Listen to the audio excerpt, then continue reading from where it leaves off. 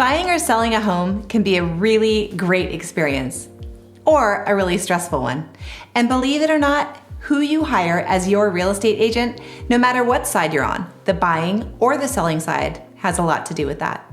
Even though I'm an agent myself, I'm here to give you 3 warning signs, big red flags to consider when hiring an agent to help you. I'm also going to give you one thing to consider from an agent's perspective that will help your relationship with your agent be a good one. So stick around to the end for that.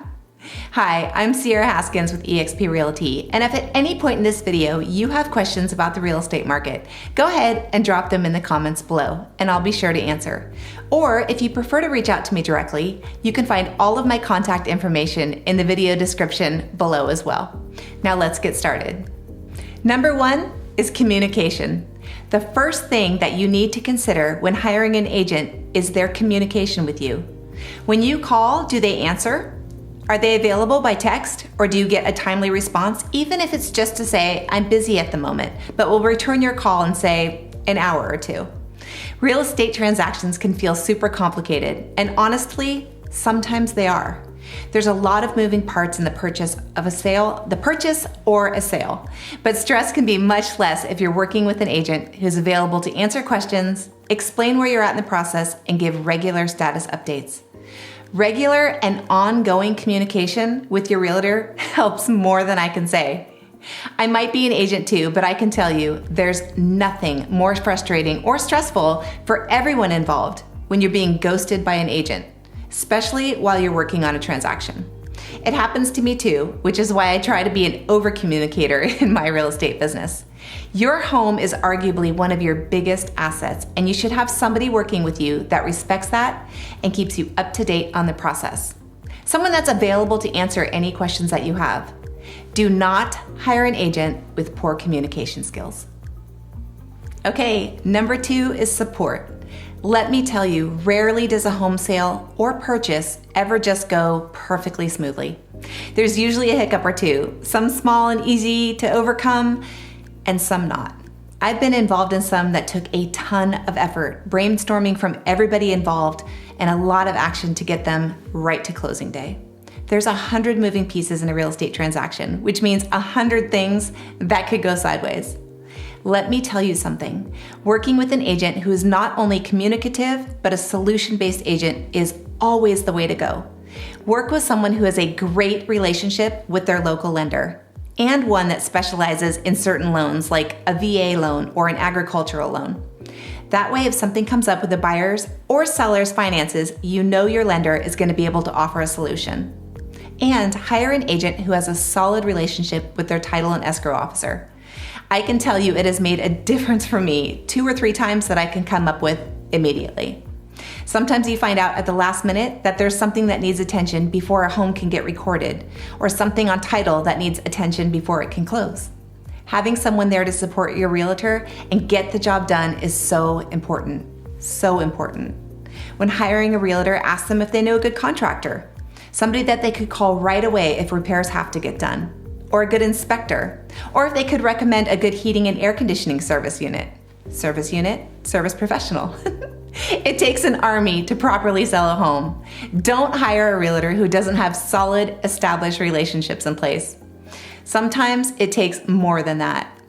Having a solid team behind you is invaluable. All right, number 3, honesty.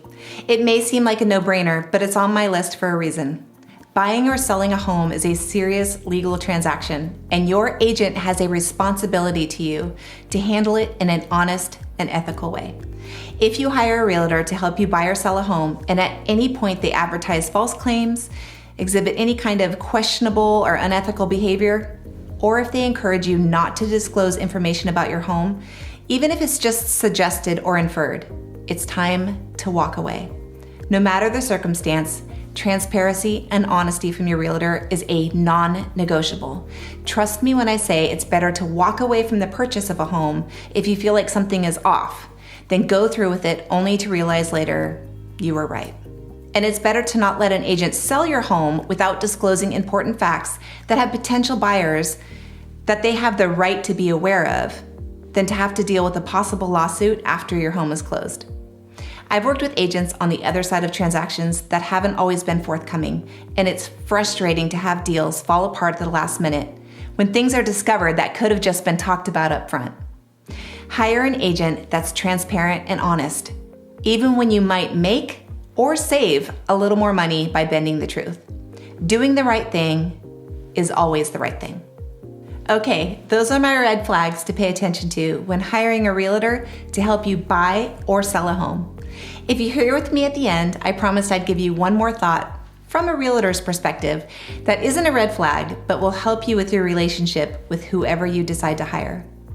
While your agent needs to be communicative with you, they do need time off too.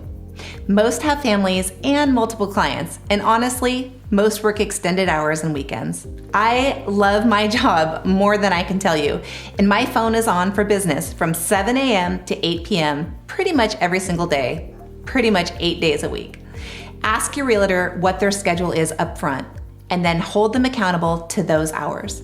But if they say they're done at 8 p.m. and you call asking questions at 10:30, don't get upset if they don't answer.